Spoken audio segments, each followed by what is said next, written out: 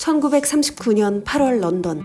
늘 따분한 시골 동네를 벗어나고 싶었던 그레이스는 드디어 꿈에 그리던 런던에 왔다. 엄마의 어릴 적 친구분이 방을 한 칸 내주기로 한 것이다. 멋진 세상이 펼쳐질 거야. 열차에서 내리는 그레이스의 마음이 요동을 쳤다. 사방에는 빌딩들이 솟아 있었고 상점들은 알록달록한 간판을 달고 그레이스를 맞이했다. 웨더포드 아주머니의 집에 도착하자 웨더포드는 그레이스를 따뜻하게 맞아주었다. 머물게 해주셔서 감사해요.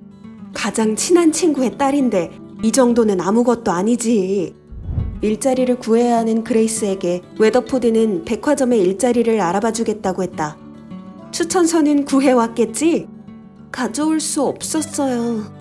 백화점에 취업하기 위해선 추천서가 꼭 필요했다. 하지만 그레이스에겐 추천서가 없었다.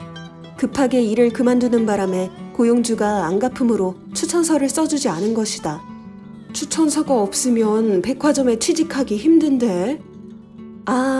6개월 동안 일을 하고 추천서를 받을 만한 곳이 하나 있기는 해. 어떤 곳인지 여쭤봐도 될까요? 물론이지. 서점이란다.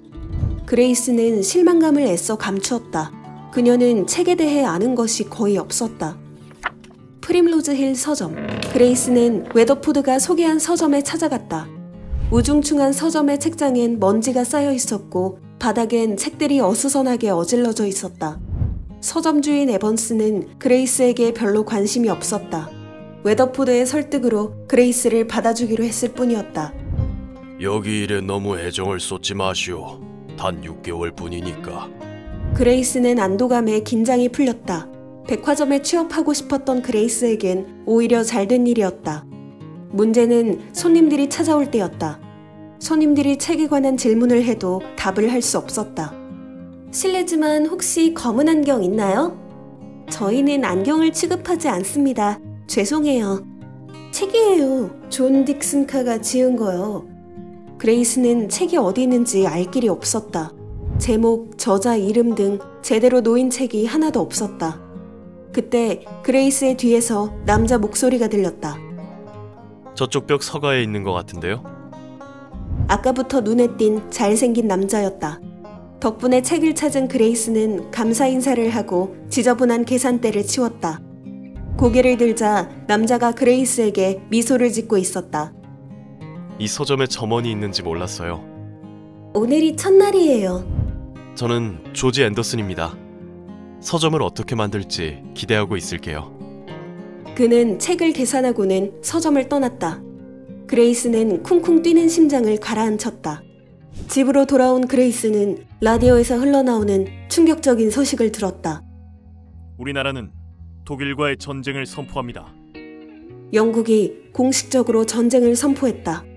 다음 날 그레이스는 서점으로 향하던 중 길다란 아이들의 행렬을 보았다. 폭탄 투하의 위험이 적은 시골로 아이들을 보내는 것이었다. 그날은 서점에 손님도 거의 없었다. 아이들은 시골로 보내졌고 남자들은 전쟁터로 떠났으니 손님이 없는 이유는 자명했다. 집에 가게 그레이스. 전쟁이 시작될 텐데 사람들이 책을 사러 오겠나?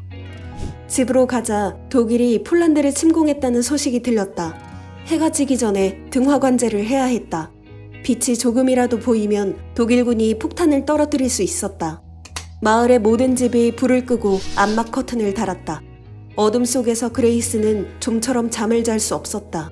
다음 날 그레이스는 서점에도 암막 커튼을 달았다. 그리고 정리되지 않은 서가를 정리하기로 했다. 그때 조지 앤더슨이 서점을 찾았다. 서점을 정리하고 있었어요. 서점에 이렇게 관심을 많이 기울이다니 참 좋군요. 등화관제를 하는 가운데 독서의 즐거움이 한 줄기 빛이 되어줄지도 몰라요. 당신은 아주 훌륭하게 해낼 거예요. 다정한 조지의 말에 그레이스의 볼이 확 달아올랐다. 언제 같이 차 한잔 할 수 있어요? 다음 주 수요일 어때요? 좋아요. 조지가 서점을 나서고 나서야 그레이스는 얼굴을 감싸 활활 타오르는 볼을 식혔다. 다음 날 서점을 광고할 아이디어 목록을 들고 신나게 출근한 그레이스에게 에번스가 크림색 봉투를 건네며 말했다. 자네에게 온 것이야. 유감이네. 조지 앤더슨의 편지였다. 영국 공군에 자원한 지 이틀 만에 소집 명령이 내려져 만날 수 없다는 내용이었다. 그가 선물한 몬테크리스토 백작 책도 함께 있었다. 그레이스는 실망했지만 조지 앤더슨에 대한 생각은 잠시 접어두고 서점을 새롭게 단장하기 시작했다. 가게 한가운데는 히틀러가 원하는 것을 진열했다. 대중들이 히틀러에 대해 더 많이 알고 싶어 했기 때문이다. 그레이스의 아이디어로 서점 상품권 제도를 도입한 후에는 매출이 3배 이상 늘었다. 무뚝뚝한 에번스 역시 매우 흡족해했다. 그레이스는 손님들에게 책을 골라주는데 푹 빠졌고 조지 앤더슨이 선물한 책을 읽으며 자신도 책에 빠져들기 시작했다. 한편 전쟁 상황은 점점 심각해졌다. 공습 경보는 점점 자주 울렸고 그럴 때마다 사람들은 지하철역으로 몸을 숨겼다. 또 한 차례 공습 경보가 울렸다. 그레이스는 지하철역 한쪽에 자리를 잡고 책을 펼쳤다. 그때 옆에 있던 여인들이 물어왔다. 뭐 읽고 있어요, 아가씨? 미들마치요. 도로샤라는 여자의 이야기인데요. 잘생긴 구혼자가 있지만 그녀의 눈에 차지 않았어요. 왜요? 나이 많은 목사를 더 좋아했거든요. 그 잘생긴 남자는 어떻게 됐어요? 사람들이 하나둘 그레이스의 주변을 둘러쌌다. 저 멀리서 폭탄 터지는 소리와 비행기 엔진 소리가 지하철역 안으로 메아리 쳤다. 계속 이야기해주세요. 그러니까 읽어달라는 말씀이신가요? 지하철역에 있던 모든 이들이 기대에 찬 눈빛으로 고개를 끄덕였다. 그레이스는 책을 읽기 시작했다. 폭탄 소리가 울려 퍼질 때도 빛이 꺼졌다 켜졌다 할 때에도 그레이스는 어떻게든 책을 읽어내려갔다. 다음 날, 그 다음 날에도 공습경보가 울릴 때면 그레이스는 책을 들고 지하철역으로 향했고 사람들은 그레이스를 기다리고 있었다. 그레이스는 매일 낭독을 했다. 지하철역에서도 서점에서도 에번스는 그레이스에게 말했다. 자네는 이 전쟁을 바꿀 거야. 책 한 권으로. 어느 햇살이 비치는 오후였다. 책을 읽던 그레이스는 창밖으로 하늘을 바라보고는 완전히 얼어붙었다. 그레이스의 머리 위로 폭탄이 떨어지고 있었다.